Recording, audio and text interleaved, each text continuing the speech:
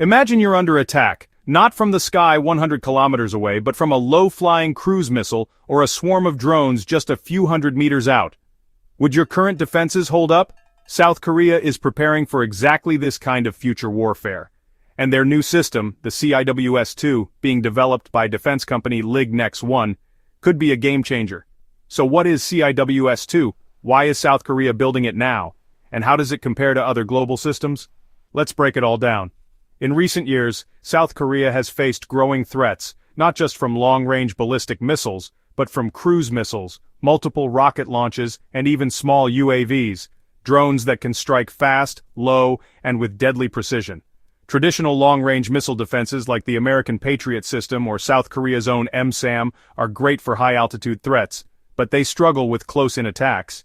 This is where CIWS comes in, close-in weapon systems. These are rapid-fire, high-precision guns and sensors designed to destroy threats that are dangerously close. Think of them as the last shield, the final barrier before a missile hits your ship, your airport, or even your power plant. And now, South Korea wants to make its own next-gen version. CIWS-II, being developed by LIG Nex1, is South Korea's answer to modern close-range threats.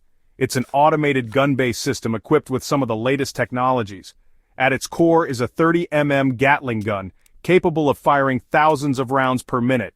It uses AESA radar, that's an active electronically scanned array, for tracking, and electro-optical sensors for real-time visual targeting.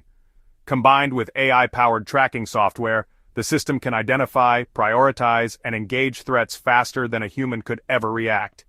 It's designed to shoot down low-flying missiles, swarm drones, and rocket artillery, making it an ideal solution not just for naval ships but also for land-based critical infrastructure.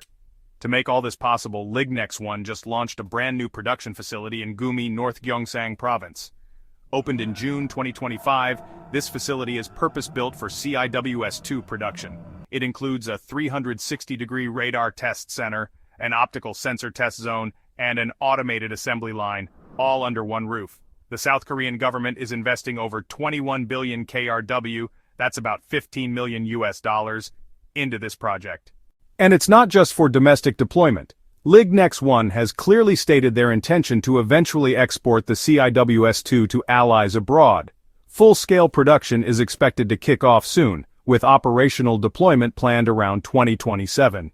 Now you might be thinking, doesn't the US already have something similar? Yes, the American Phalanx CIWS and the CRAM are widely used on NATO ships. Russia has the Pantsir S1 system. But South Korea's CIWS-II combines many of these global features and improves upon them with modern radar, AI-based processing, and modular integration that allows it to be deployed on both ships and land. Most importantly, it is domestically produced, reducing reliance on foreign suppliers, something especially important in a tense region where geopolitical alliances can shift rapidly.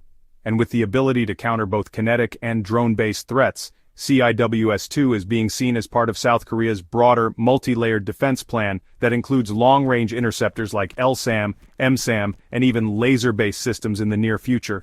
According to LIG Nex1's CEO, Shin Ik-hyun, future versions of CIWS-II could be adapted for ground defense, protecting vital national infrastructure like airports, military bases, and even civilian energy sites. There's also talk of adding submunition-based warheads in future upgrades, allowing the gun to deploy miniature explosives to better destroy large drone swarms in mid-air. Because of its advanced modular design and adaptability, CIWS-II has strong potential for export, possibly to Southeast Asia, the Middle East, or even European countries seeking cost-effective close-in defense systems. In conclusion, South Korea's CIWS-II project shows how countries are adapting to new kinds of warfare, especially threats from drones, low-flying missiles, and swarm tactics. By investing in this kind of homegrown, high-tech defense infrastructure, South Korea is not only preparing for future battles, but also aiming to become a key player in the global defense market. So next time you see a drone flying low, remember, it might just meet its match with something like CIWS-II. Thanks for watching. Stay informed, stay safe.